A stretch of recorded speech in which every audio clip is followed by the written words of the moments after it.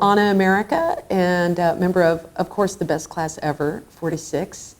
And currently, I am director of the City of Tulsa Park and Recreation Department. So a lot of people know this about me, but it's kind of one of the things that comes out. But my son, who's 21, Braden, is named after a city park. My favorite neighborhood park, Braden Park.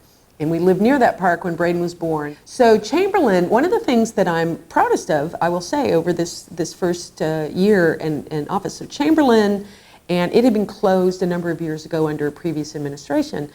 And the council, which I was a part of, the counselor for that district at the time, advocated we should keep this open. It's an important part of the community. There is another service there. So the council put a very minimal amount of money in the budget and kept it open all this time by funding 2 part-time temp workers to keep it open a few hours a week. I'll be honest, we probably sat here and kind of patted ourselves on the back and thought we'd taken care of that problem. We're serving that community. And I went to Chamberlain, and it was the first time I'd been there in decades. And I was so embarrassed. These lovely ladies who had been working there as temps were showing me around, and they said, oh, here's some paper towels we got donated to clean the bathrooms.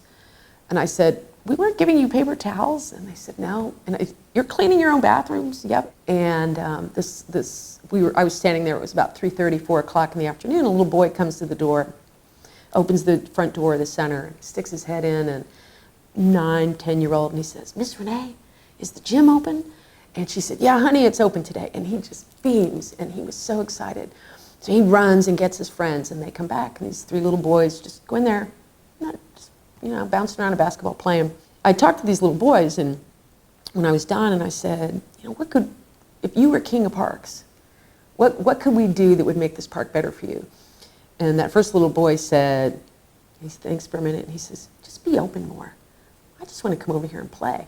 And one of the other kids said, if you could just fix stuff, because stuff gets broken here and it doesn't get fixed. Those kids, none of those kids were asking for anything we should not be giving them. Out of that, that helped kind of really spur. We added into the budget, Mayor included in his budget proposal, and super, super proud of that. And it's been welcomed incredibly warmly by the community, who see, rightfully, I think, recognize that that's a commitment of the city and of the park department to. We know how important these things are, and we're going to do what it takes to get these facilities back open and to serve these communities.